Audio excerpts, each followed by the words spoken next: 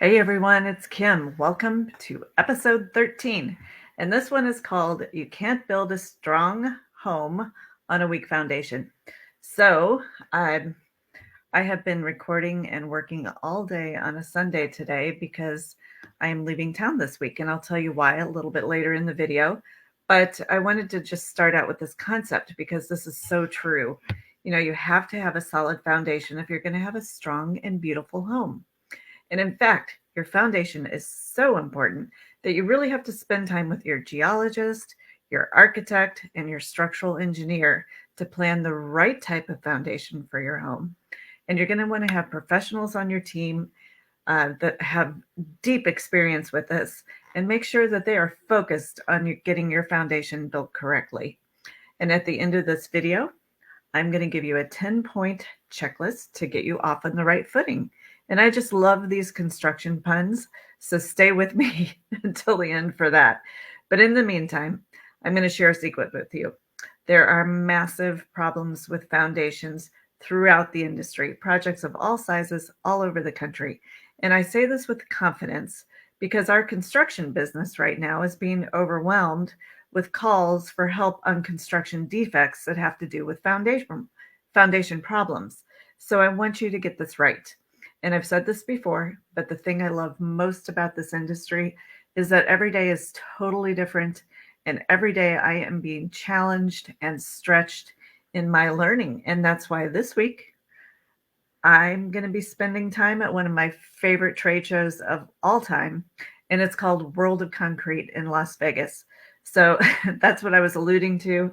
I've been working all weekend to try to get everything done so that I can really take my time at the show and get the information I need to bring back to you. So I'm going to be up to my eyeballs in concrete by the time this video is released. Just a few tips about World of Concrete. It's the largest trade show of its kind in North America. The association is the #1 authority that serves the concrete and masonry professionals. This is their 50th anniversary, so it's a big show. There's going to be thousands of visitors and exhibitors from all over the world attending this conference. And interesting fact, probably less than 10% based on my past experience going to this show are actually women. So that makes it kind of interesting for me. It caters mostly to the commercial building industry, but there's so much that's geared towards residential, and there are so many crossover applications and techniques and products that I consider this to be really one of our most important shows. And I can't wait to share all the footage and new products that I get with you. So think about this. There is so much concrete that goes into a home. And yes, it starts with the foundation. In the world of luxury homes, foundations are extremely complex. There are crazy walls, planters, pools, water features, and all kinds of structural gymnastics.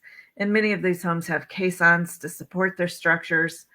A lot of these homes have huge basements. Sometimes they're 2-story basements.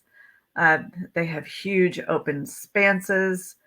They're being built in challenging environments like mountains where you're dealing with extreme slopes and crazy weather conditions, or beaches where your structure needs to be protected long term against corrosion from the salt water and from the physical force of waves. Or we've done a lot of homes in the desert where you're literally building on liquefied ground. So projects like this, just getting out of the ground literally, is a monumental accomplishment. And then, that's the basic, what we typically think of the applications of concrete. But then there are the decorative applications also. In these homes, we're using concrete on things like board-formed walls, or decorative concrete wall panels, concrete floors, driveways, walkways that are often done with decorative glazes or aggregates and other kinds of textures. Inside, there might be concrete built-ins, countertops, and there are even concrete roof shingles. So you get it. It's endless. Concrete is a remarkably versatile material, and this show has it all. So I am very excited. And I'll be bringing back all the latest and greatest products and trends and uses of concrete for you to see. So even if you're not building a super luxury home with a 2-story basement next to the beach, you still need to ensure that you're building your home on a very strong foundation. So I thought it might be fun to look at a real life project that we completed in the last couple years. This one was actually for a billionaire in West Los Angeles. Let me see if I can pull it up real quick on our website.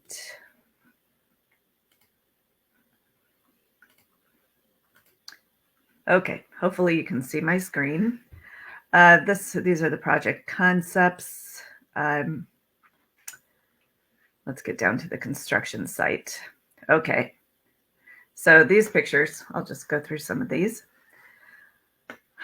This home, this particular project, involved removing thousands of truckloads of dirt. You can see the giant pit here. And in fact, there's something interesting about dirt in Los Angeles. The amount of dirt that actually gets moved is so substantial that we have something called a haul route.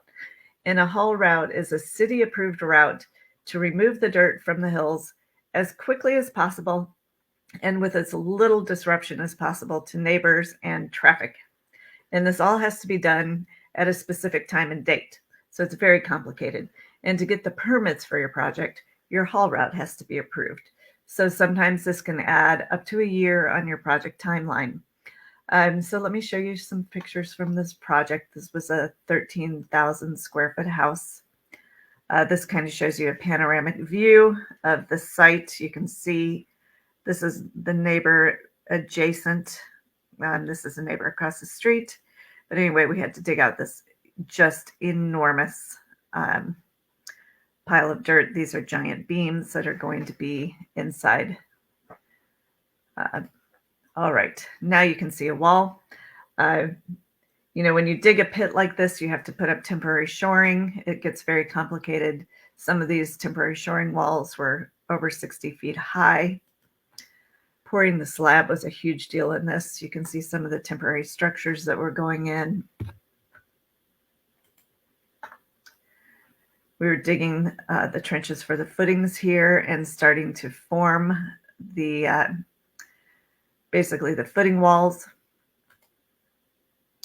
And on this one is just a picture of the grading equipment, temporary shoring. And this is how you, when you're doing poured in place concrete, you put up forms for the walls. This shows you the forms going in. But you can sort of see the magnitude of what was going on in this particular site. It was very, very complex. 60 caissons. This shows the machine that actually drills out the holes for the caissons. It might have been more than 60, but this was a while ago, so 60 is sticking in my mind. There was a pool. Let me see if I can find pictures of the pool that was going in. More pictures of the forms. This is the front of the house. This is a very structural steel decorative element that you can see we're putting in. This is the roof, more of the roof. Now we're in the basement. There are concrete beams and steel that went in here, but you can just see the volume of concrete that went into the structure. This is actually a glass bottom pool. This opening here is set with acrylic glass so that when you're downstairs, you can see the people in the pool from the upstairs. Yes, there are some crazy things that happen here. But I think this gives you an idea of how complicated this was. These large beams are not always required in residential architecture, but this home was so big, these expanses, these rooms were so big, we had to have concrete beams that were poured. So again, it's a very complicated site. On a project like this, I believe this foundation ended up being somewhere between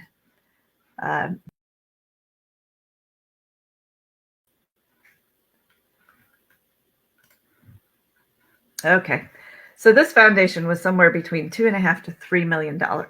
So yes, this is a fancy, complicated house. I'm not allowed to talk about all the special features that went into this home. I'm under a kind of lips are sealed arrangement with them. But this kind of project speaks to why I'm going to the show. Now, many of you are building homes that are more typical. They're between 4,000 to 7,000 square feet, and they may or may not have a basement. And many of you don't have caissons anchoring your entire structure into the mountain in a seismic zone. But your foundation is still so important because you want to avoid problems like the one I showed in episode 8. So if you have been paying attention to the videos, you probably already saw this, but if not, go back and watch episode 8. I highlight in that video an absolutely horrible construction defect case that we're working on, and it has to do with a builder who didn't connect the basement walls to the foundation, and then he covered up his mistake with plywood and drywall to try to hide it from the homeowner. It was absolutely horrible. And on the first light rain, the entire basement flooded. Truly a nightmare. And this is happening more and more frequently on jobs. That will be a separate video also, because I have some theories as to why this is happening. But there's a huge price that the homeowner pays for not getting the foundation right. So I'm going to spell it out for you with this 10-point checklist. I could make this 50 points. There's so much that needs to be done when it comes to your foundation, but in the interest of simplicity and time, I'm keeping it to 10. So work with your professionals to make sure, actually you might want to grab some paper for this one and take some notes. First, that your grid lines are marked out meticulously on your property. And you want that inspected by your surveyor. Actually, you want to do this with the help of your surveyor and your architect to make sure all the grid lines are properly indicated on your property before you start digging or setting anything. And you want to get this right because once you pour your footings, your slab, or the walls, it's a huge problem to make changes. Number 2, make sure your forms are built and set properly, and have these inspected at each phase by your architect and your builder at the minimum. On our jobs, we actually insist on a third-party inspector, just so we get an extra set of eyes and an extra opinion.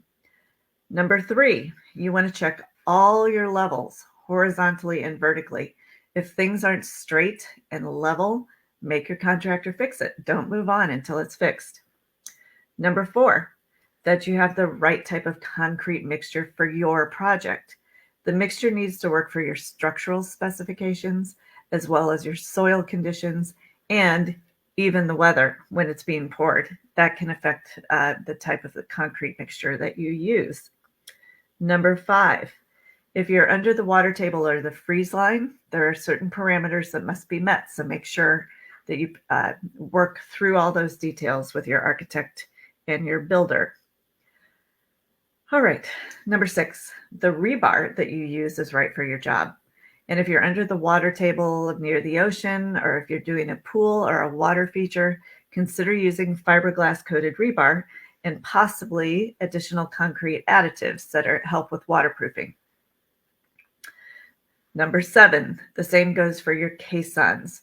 They have to be the right depth, dimension, and circumference, and then be properly constructed and use the right kind of rebar based on the conditions of your soil and your surroundings.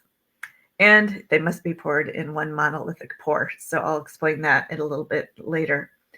Number 8, make sure your footings are sized properly and meet the current code. The reason I brought this up is because a lot of times on remodels, I see people trying to use the existing slab and footings, but they're doing a substantial addition, and then the slab doesn't meet the structural requirements. They're not aware of it until something cracks and starts to fail. All right, and number 9, your slab has to be the right thickness to accommodate the structure and the rebar and all the pipes that are running through it. We're working on a case right now where the slab was poured at 4 inches and it needed to be 6 to 7 inches, and they're having a massive home failure in Venice Beach. 10, your concrete walls and your slabs and caissons should be poured in what they call a monolithic pour, which means that it's all poured at one time. So if you're doing a wall, you have to pour the entire wall. And sometimes if this is a big project, it takes a long time to make that pour. It might take longer than your 8-hour day. It might take 12, 14, 16, 18 hours. So your crew has to work and choreograph the pour. It's very complicated, but you have to do this in what they call a monolithic pour, which means there are no stops and starts, so you don't get any cold joints. If you get cold joints, it can cause structural failure. So those are just a few of the things to check when you get to this point. And I'm on a mission this week. I can't wait to bring back what I'm learning and share it with the group. I have a feeling I'm going to have so many topics to talk about that I could probably keep you occupied for a year on that one. So stay tuned to see what I find. Have a great week. I'll miss you. I'm going to be really focused on that show. And I'll see you in the next one. Take care.